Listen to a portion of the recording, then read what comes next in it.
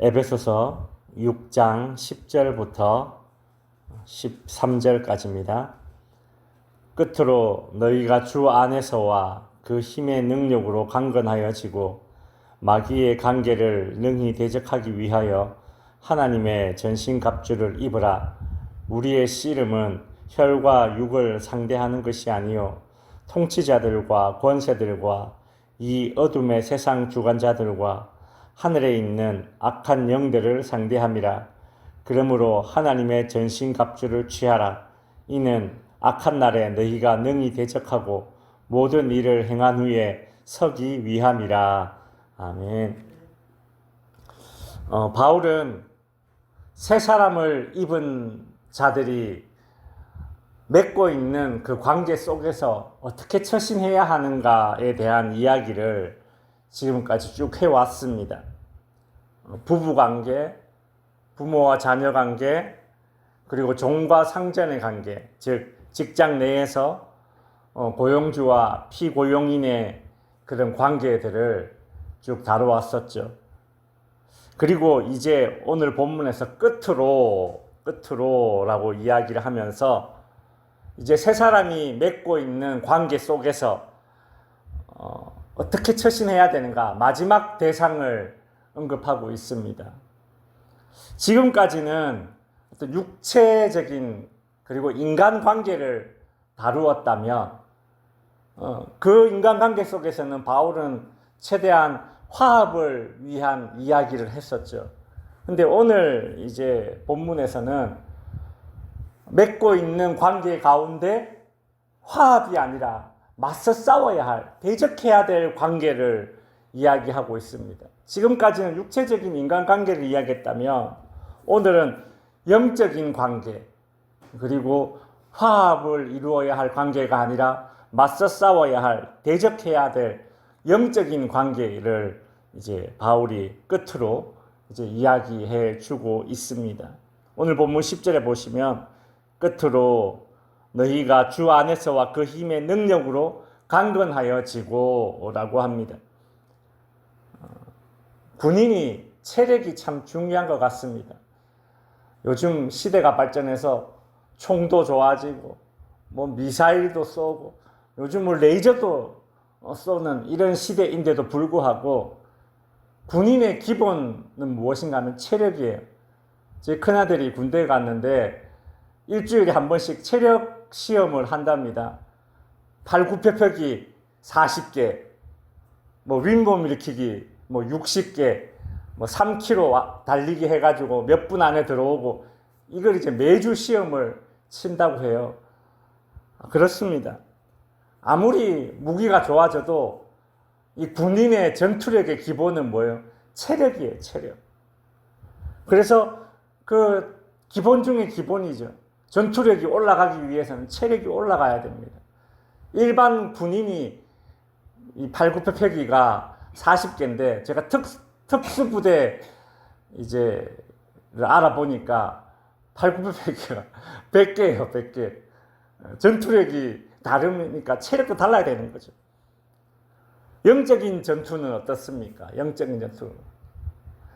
바울은 주 안에서 그 힘의 능력으로, 여기서 그 힘의 능력은 주님의 능력이거든요. 주님 안에서 주님의 능력으로 싸우는 것이 영적인 전투다라는 것을 이야기하고 있습니다. 전쟁에서 중요한 것은 맞서 싸워야 할 대상이 어떤 대상인가를 명확히 아는 것이 중요하죠. 적을 알고 나를 알면 백전불패라는 말이 있습니다. 바울은 우리가 싸워야 할 영적인 대상을 11절에서 언급하고 있죠. 마귀의 관계를, 우리가 싸워야 될 영적인 대상은 마귀입니다. 그리고 그 마귀의 전술, 우리가 맞서 싸워야 될 상대방의 전술을 이야기하고 있죠. 뭡니까? 관계라고 이야기하고 있습니다. 관계는 뭡니까? 속이는 전술입니다. 거짓말입니다. 예수님께서 요한복음 8장에서 마귀를 가리켜서 거짓의 아비라고 지칭했습니다. 에덴 동산에서 하와도 마귀의 관계에 속아 넘어갔죠. 싸워야 할 대상도 알았고 그들의 전술도 알았으니까 이제 우리가 어떻게 대처해야 하는지를 알아야 합니다. 11절을 계속 보시면 마귀의 관계를 능히 대적하기 위해 하나님의 전신갑주를 입으라 라고 이야기합니다. 하나님의 전신갑주가 필요합니다. 바울은 그 당시 실제 군인들이 착용했던 이 전투복, 이 전신갑주, 그걸 이야기하면서 하나님의 전신갑주를 착용하고 마귀와 맞서 싸워야 된다. 그리 말하고 있죠. 왜냐하면 12절에 보시면 우리의 씨름은 혈과 육을 상대하는 것이 아니기 때문입니다. 마귀의 전략, 관계입니다. 에덴 동산에서 마귀는 뱀의 모습으로 나타났듯이 오늘날 우리가 싸워야 할 이 영적인 전투에서도 마귀는 자기 자신을 뒤로 숨기고 통치자들과 권세들과 그런 것들을 앞세워서 싸우는 것입니다. 그들은 마귀의 앞잡이가 되어서 악한 힘과 권력으로 성도들을 핍박합니다. 초대교회가 일제강점기 시대의 한국교회가 6.25 전쟁 당시에 이 공산당들에 의해서 그런 이 땅에 있는 악한 힘과 권력들 그들과 맞서 싸우고 그들의 핍박을 받아야만 했습니다. 초대교회 때는 로마 제국이고 일제강점기 때는 천황의 숭배를 강요하는 일본이고 그죠? 그들 뒤에는 누가 있는가? 이 어둠의 세상 주관자들과 하늘에 있는 악한 영들이 있다. 마귀를 지칭하는 거죠. 마귀는 배후에서 이렇게 이 땅에 있는 악한 세력들을 이용해서 이 주의 백성들을, 성도들을 부추긴다는 것입니다. 이 전쟁을 바로 영적 전쟁이라고 합니다. 13절에 보면 그러므로 하나님의 전신갑주를 취하라. 바울은 다시 한번 강조하고 있습니다. 이는 악한 날에, 여기서 악한 날은 종말의 날이죠. 악한 날에 너희가 능히 대적하고 모든 일을 행한 후에 전투 이후에 영적인 전쟁 이후에 서기 위함이다. 서기 위함이다라는 말은 전쟁에서 승리하고 우뚝 서 있는 그런 모습을 지금 이야기하는 것입니다. 제 말씀을 정리하겠습니다. 여러분, 새 사람을 입은 자는 반드시 영적 전쟁을 치르게 되어 있습니다. 왜냐하면 바울이 새 사람의 옷을 입으라 라고 이야기했잖아요. 옷은 무엇입니까? 신분과 소속을 구별하게 해줍니다. 그 새 사람의 옷을 입었다면 신분과 소속이 구분되니까 이제 영적인 전쟁을 반드시 치르게 되어 있는 것입니다. 이 원리는 우리가 경험적으로 알고 있습니다. 뭐 예전에 부흥회를 하거나 아니면 내가 성경을 읽다가 은혜를 받거나 아니면 예배 자리에서 내가 좀 은혜를 받았어요.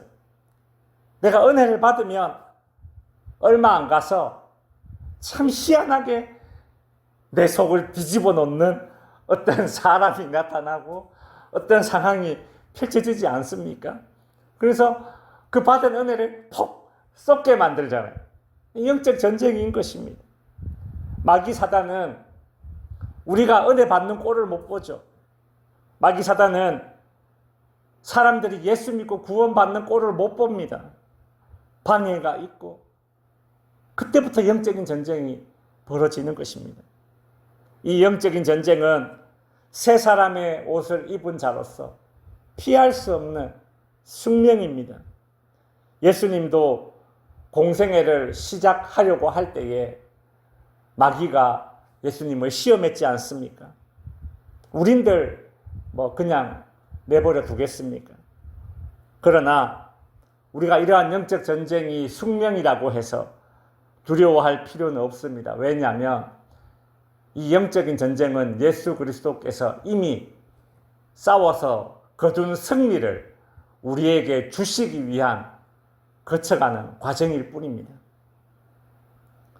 내 힘으로 싸우는 영적 전쟁이라면 뭐 걱정도 하고 뭐 두려워할 것도 있겠지만 오늘 10절에 애초에 바울이 10절에서 이야기했죠. 이 전쟁은 주 안에서 그의 힘의 능력으로 싸우는 전쟁임을 알려주었습니다. 오늘도 주 안에서 주님의 힘으로 담대할 수 있는 저와 여러분이 될 수 있기를 바랍니다.